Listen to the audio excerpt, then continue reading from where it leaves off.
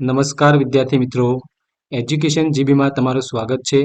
જો તમને મારો આજનો આ વિડીયો ગમે તો વિડીયોને લાઇક કરજો, શેર કરજો અને ચેનલને સબસ્ક્રાઇબ કરજો.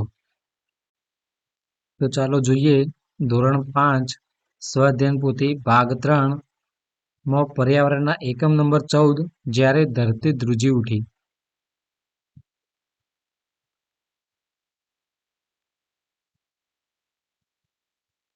અહીં પ્રશ્ન 1 આપેલો છે કે પ્રકરણના આધારે નીચેના પ્રશ્નોના જવાબ લખો. એમાં પહેલો પ્રશ્ન, ધરતીકંપ આવે ત્યારે આપણી આજુબાજુ શું પરિસ્થિતિ થતી હોય છે? તો ધરતીકંપ આવે ત્યારે આપણી આજુબાજુની જમીન ધ્રુજવા લાગે છે અને લોકો હોય એ નાસભાગ કરતા જોવા મળે છે. બીજો પ્રશ્ન છે કે ધરતીકંપ બાદ મકાનોનું શું થયું હતું? તો ધરતીકંપ બાદ જે કાચા મકાનો હતા એ પડી ગયા હતા અને જે અન્ય પાકા મકાનો હતા એમાં તિરાડો પડી ગઈ હતી.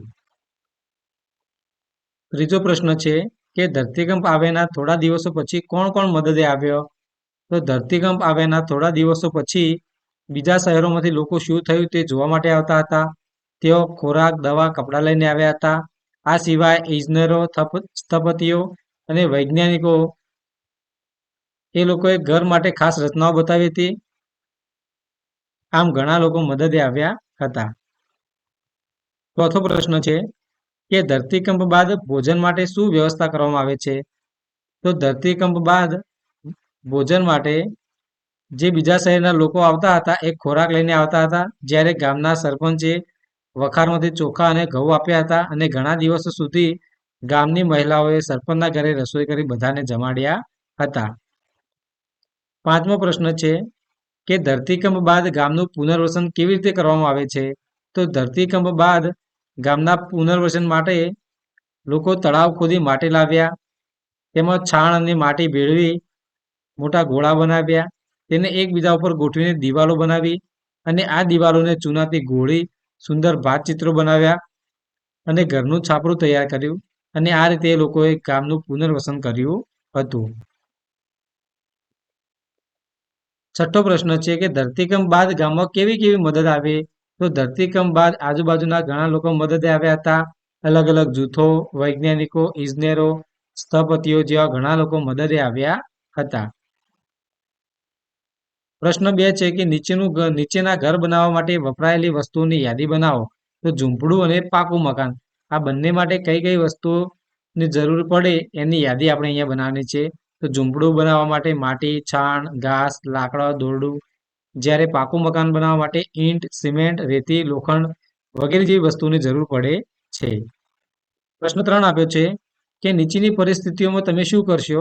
અહીંયા એક ઉદાહરણ આપેલું છે કે પૂર આવે ત્યારે, તો પૂર આવે ત્યારે ઊંચાઈવાળી જગ્યાએ જતા રહેવું, ટોર્ચ તેમજ જરૂરી માસ્ક સામાન સાથે લેવો, રેડિયો અને ટીવી પરના સમાચાર સાંભળવા અને જોતા રહેવા.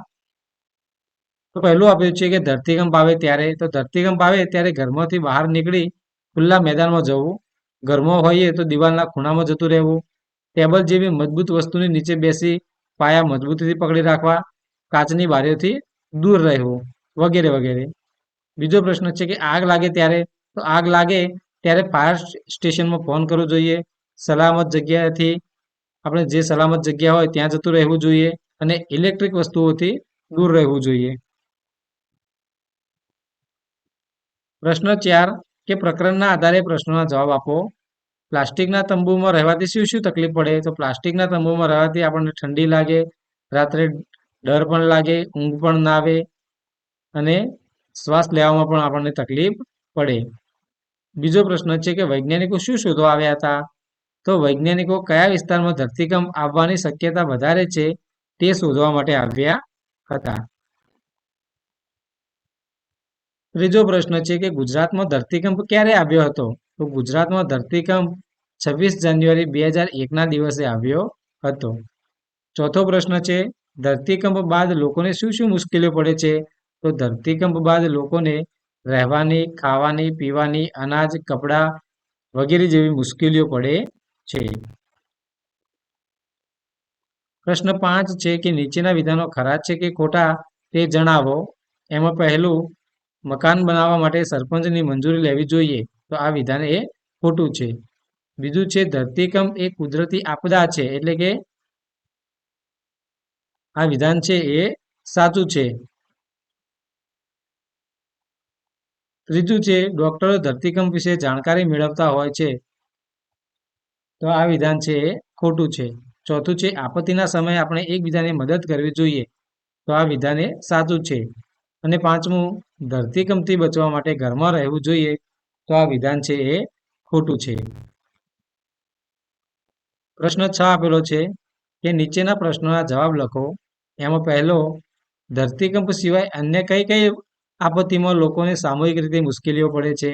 તો ધરતીકંપ સિવાય પૂર, વાવાઝોડું, દુષ્કાળ, સુનામી વગેરે આપત્તિઓમાં લોકોને સામૂહિક રીતે મુશ્કેલીઓ પડે છે. બીજો છે કે વધારે વરસાદ આવે તે સમયે તમારા મનમાં કેવા વિચારો આવે છે? તો જ્યારે વધારે વરસાદ આવે ત્યારે મનમાં તો આ વરસાદ ક્યારે બંધ થશે એવા વિચારો આવ્યા કરે છે. ત્રીજો છે કે તમારા મિત્રોમાંથી કોઈ તકલીફમાં આવ્યું હોય ત્યારે તમે શું શું કર્યું હતું? તો અમારા મિત્રોમાંથી કોઈ તકલીફમાં આવ્યું હોય તો અમે તેમને આર્થિક રીતે મદદ કરી હતી. અને ચોથો પ્રશ્ન છે કે ધરતીકંપ પછી તમે લોકોને શું શું મદદ કરી શકો? તો ધરતીકંપ પછી લોકોને ખોરાક, કપડાં, અનાજ, પૈસા વગેરે આપીને આપણે તેમની મદદ કરી શકીએ. અને પાંચમો છે કે ધરતીકંપમાં ફસાયેલા લોકોને મદદ માટે કયા કયા સાધનો ઉપયોગી બની શકે? તો ધરતીકંપમાં ફસાયેલા લોકોને મદદ માટે કાટમાળ નીચેથી એમને બહાર કાઢવા હોય, પછી એમને દવાખાને લઈ જવા હોય તો બહાર કાઢવા માટે લાકડી છે, લોખંડના સળિયા છે. જ્યારે દવાખાને લઈ જવા માટે આપણી ગાડી હોય, સ્કૂટર હોય, બાઇક હોય, આ બધા સાધનો હોય એ ઘણા આપણને ઉપયોગી બને છે. જો મિત્રો તમને મારો આજનો આ વિડીયો ગમ્યો હોય તો વિડીયોને લાઇક કરજો, શેર કરજો અને ચેનલને સબસ્ક્રાઈબ કરજો, જેથી આવનારા નવા વિડીયોનું નોટિફિકેશન તરત જ તમને મળી રહે.